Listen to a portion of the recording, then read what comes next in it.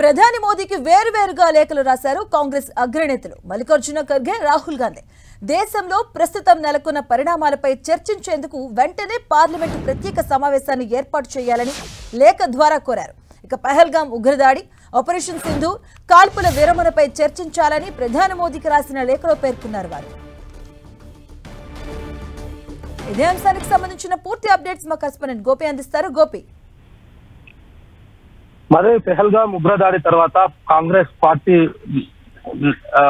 లోక్సభ పక్ష నేత, అదేవిధంగా కాంగ్రెస్ పార్టీ అధ్యక్షుడు మల్లికార్జున ఖర్గే కూడా ప్రధాని మోదీకి లేఖలు రాశారు. పెహల్గాం లో జరిగిన అమానుష ఉగ్రవాద దాడి నేపథ్యంలో పార్లమెంట్ లో ఉభయ సభలలో కూడా ఈ యొక్క ప్రత్యేక సమావేశాన్ని ఏర్పాటు చేసి దానికి సంబంధించిన చర్చ జరగాలంటూ కూడా ఈ లేఖలో పేర్కోవడం జరిగింది. అయితే పెహల్గాం ఉగ్రదాడి, ఆపరేషన్ సింధూర్, కాల్పుల విరమణ వీటన్నిటి తర్వాత అమెరికా అధ్యక్షుడు తొలుత ప్రకటించడం పైన కూడా పార్లమెంట్ లో చర్చించాలంటూ కూడా రాహుల్ గాంధీ లేఖలో పేర్కోవడం జరిగింది. అయితే రాబోయే సవాళ్లను ఎదుర్కోవడానికి మేము ప్రభుత్వానికి అన్ని రకాలుగా సహాయ సహకారాలని అందిస్తామంటూ కూడా లేఖలో పేర్కొన్నారు. అయితే ప్రత్యేక పార్లమెంటు సమావేశాల నిర్వహణ డిమాండ్ను కూడా ఆయన తీవ్రంగా పరిగణించాలని కూడా విశ్వసిస్తున్నా, మీరు దీన్ని ప్రియారిటీ కింద పెట్టుకుంటారనేది కూడా మేము ఆశిస్తున్నామంటూ కూడా ఆ లేఖలో పేర్కోవడం జరిగింది. మల్లికార్జున ఖర్గే కూడా రాజ్యసభలో ప్రతిపక్ష నేతగా నేను ఈ అభ్యర్థనను సమర్థిస్తున్నాను, పార్లమెంట్ లో ప్రత్యేక సమావేశాలను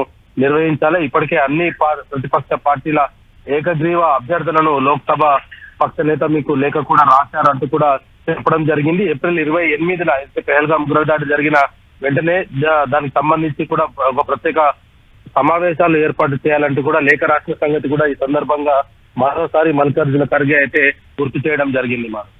థ్యాంక్ యూ గోపి.